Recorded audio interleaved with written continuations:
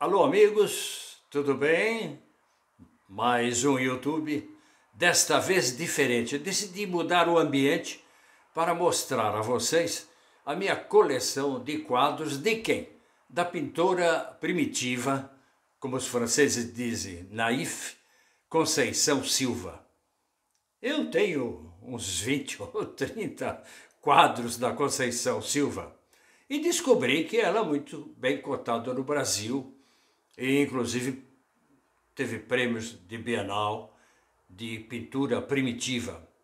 Mas, no passado, quando eu ia a São Paulo, ia na Praça da República e encontrava sempre a Conceição Silva lá, num certo lugar. E eu comprava 1, 2, 3 quadros. E eu não tinha a mínima ideia que ela fazia também exposições, mas ela é uma autêntica primitiva. Alguma coisa que chama atenção nos quadros da Conceição Silva são os beijinhos. De muitos dos meus quadros aparecem os personagens se dando beijinhos. É uma coisa que é sempre presente na pintura da Conceição Silva. Eu fiquei muito contente hoje, quando fazendo uma pesquisa pelo Wikipedia, descobri que não tem data de falecimento de Conceição Silva, ou seja, Conceição Silva está viva. Quem sabe, eu li que ela tem, acho que 4 filhos, quem sabe algum deles, ou alguém que conhece Conceição Silva, vai dizer: ô Conceição Silva, o Rui Martins, lá na Suíça, tem uma série de quadros seus, ele nos mostrou, nos mostrou no seu YouTube. E vou ficar muito contente se eu tiver um retorno por isso, porque esses quadros, eles estão em diversos aposentos da minha casa. E sempre que eu mudo, levo tudo junto. Todos eles juntos comigo fazem parte da existência do ambiente no qual eu vivo. E há pequenos, há grandes, e tem uns bem pequenininhos e outros bem grandes. Então, hoje, começamos com Conceição Silva, num outro ambiente, e não podemos fazer outra coisa, temos que falar dessa guerra. Mas antes, se você já me conhece ou está me conhecendo agora, clique ali para nos dar força e a possibilidade de que outras pessoas possam ver. Partilhe e se inscreva. Esse é um canal pequeno, não temos grandes ambições, mas gostamos de comentar com vocês os acontecimentos brasileiros e os acontecimentos internacionais. De um ponto de vista, não, vocês já vão saber logo a seguir, do ponto de vista de um jornalista de esquerda que foi exilado no passado. Então vamos lá. Nesses dias de guerra, quando Israel bombardeia Gaza e causa milhares de mortes de civis, em represália aos atentados cometidos faz um mês pela organização terrorista Hamas, provocando manifestações internacionais, certas palavras destacam-se na imprensa mundial como sionismo, antissemitismo e islamofobia. Nós vamos falar hoje do sionismo. Pouca gente se lembra de que a ONU, mesmo tendo sido criadora do Estado de Israel, que já deveria conviver com o Estado palestino, condenou o sionismo, a ideologia, o movimento que uniu os judeus pela criação de Israel. Ora, isso ocorreu no dia 10 de novembro de 1975, na Assembleia Geral das Nações Unidas em Nova York. O Brasil estava sob a ditadura militar, o presidente era Ernesto Geisel, luterano e filho de imigrantes alemães, e votou pela condenação do sionismo indiretamente contra Israel, junto com Cuba, China e União Soviética, e outros 69 países, se desmarcando do voto dos Estados Unidos, o que era coisa rara, né? Os militares olhavam os judeus com certa desconfiança, pois muitos dos judeus, condenavam ou lutavam, chegaram mesmo a morrer nessa luta contra a ditadura militar. Durante outra ditadura, a ditadura de Vargas, o líder comunista Luiz Carlos Prestes esteve preso durante 9 anos e sua esposa, Olga Benário Prestes, alemã e judia, também foi presa, grávida, em 1936.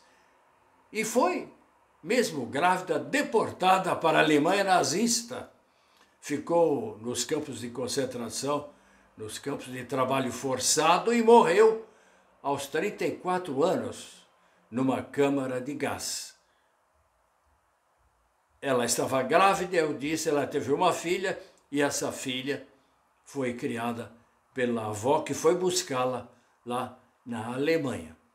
A jornalista Marina Lemler, do blog HC Manguinhos, publicou em maio de 2014 uma importante reportagem sobre um seminário realizado no Instituto de História da Universidade Federal do Rio de Janeiro, com o título Judeus, Militância e Resistência à Ditadura Militar. O título da reportagem é bastante revelador. Judeus que resistiram à ditadura eram secularizados.